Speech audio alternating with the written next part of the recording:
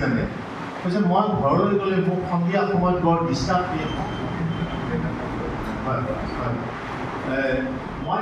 সুন্দৰ আৰু মনোজ্ঞ অনুষ্ঠান দেৰগাঁও সাহিত্য সভাই আয়োজন কৰিছিল আজি প্ৰখ্যাত কবি স্বৰ্ণধৰ বৰুৱাৰ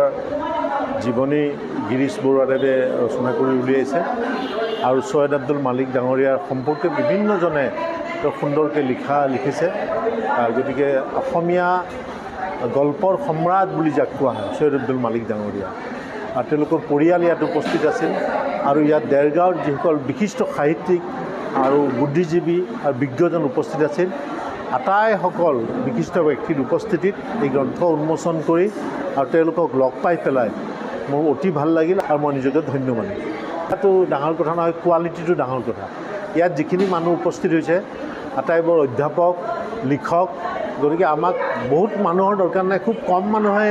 চিন্তা চৰ্চা কৰা মানুহে সমাজখনক পৰিচালিত কৰে হয় অসম আন্দোলনৰ সময়ৰ পৰা দেৰগাঁও গোলাঘাট যোৰহাট এইবিলাকত সভা কৰিছোঁ বন্ধুসকলক লগ পাইছোঁ আৰু মোৰ ভাতৃপ্ৰতিম নুৰুল চুলতান ডাঙৰীয়া আজি ইয়ালৈ মোক আমন্ত্ৰণ জনাইছে গতিকে মই নুৰুল চুলতান ডাঙৰীয়াকো এই আপাহতে ধন্যবাদ জ্ঞাপন কৰিছোঁ